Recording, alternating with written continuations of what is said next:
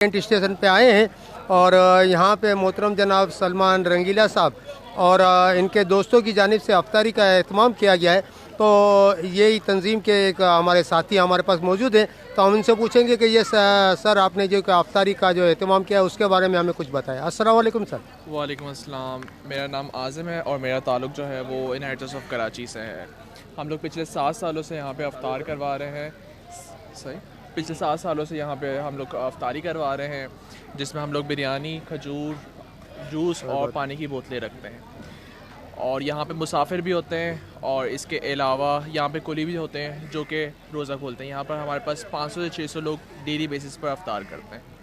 जी sir, इसके बारे में ये कह रहा था कि इसके अलावा भी आप कोई और जगह पे भी कोई एहतमाम करते हैं? सहरी का भी होता है, लेकिन वो सिंधी मुस्लिम सोसाइटी में होता है, यहाँ पर नहीं होता।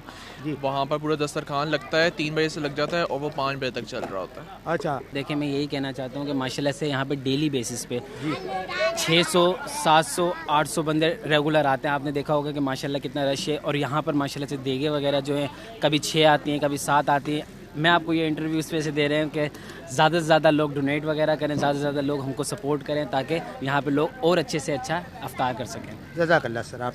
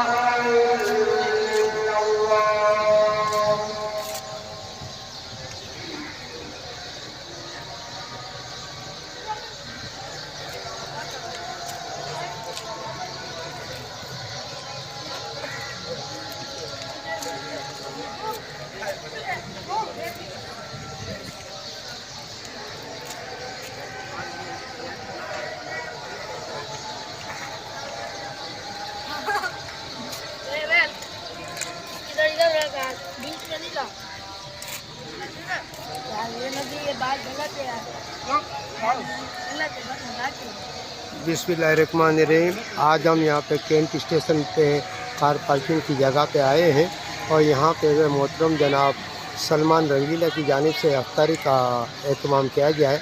तो यहाँ पे माशाल्लाह अच्छा खासा रस है और हम आपसे गुजारिश करेंगे कि आप हमारे चैनल SCM न्यूज़ 92 और AP 92 न्यूज़ को सब्सक्राइब करें, शेयर करें और लाइक भी करें।